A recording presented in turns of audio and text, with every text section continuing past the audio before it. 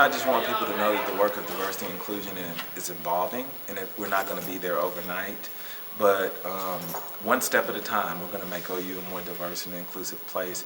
And if students are willing to take one step, I'm willing to take 3 more for every step that they take. So we're going to work very hard to see that happen. I think one of the biggest things that drew me to not only the institution, but this particular role was the students.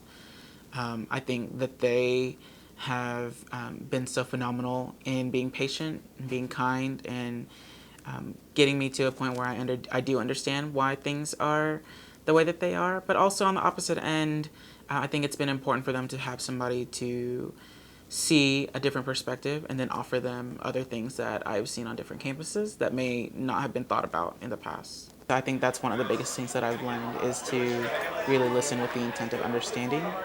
And I would say that the same goes for other people as well. I think the biggest thing that we can do, and that I hope that people are doing, is truly looking at how do we have moments of reflection where we are learning from other people, and how does that learning occur? Because if I am overcrowding the conversation by always responding, then am I truly listening and understanding where they're coming from? What you're going to see is more opportunities of forums to listen to students, but then action.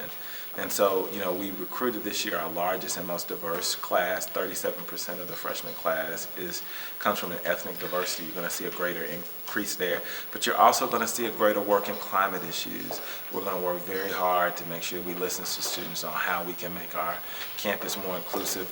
I've listened tonight, and many of the things that have come out of this conversation tonight have directly dealt with how we can be more welcoming. I like to say diversity is your invitation to the experience or dance, and inclusion is being asked to dance while you're here. And so we're going to create an environment where each and every student feel like they have the opportunity to be who they are and find their place at OU. One of the things that I'm really excited about is the implementation of the first Asian American Pacific Islander Heritage Month.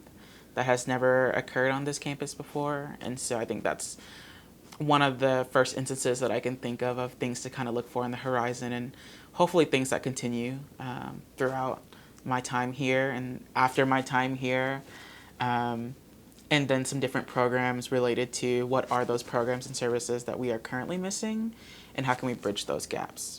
And I think what we've also seen as well as the university, from all of its colleges now having diversity officers, we've had an outstanding commitment to promote diversity and inclusion within our colleges, so that what we do in terms of recruiting students and retaining students is in line with making sure that we're the most diverse in our recruiting efforts, making OU a more diverse student population, and our hiring of faculty and staff, but as well with our retention efforts of both faculty, staff, and students. So I think that we've had a great commitment across campus for those areas. We wouldn't know what the students need unless they had a space to do that.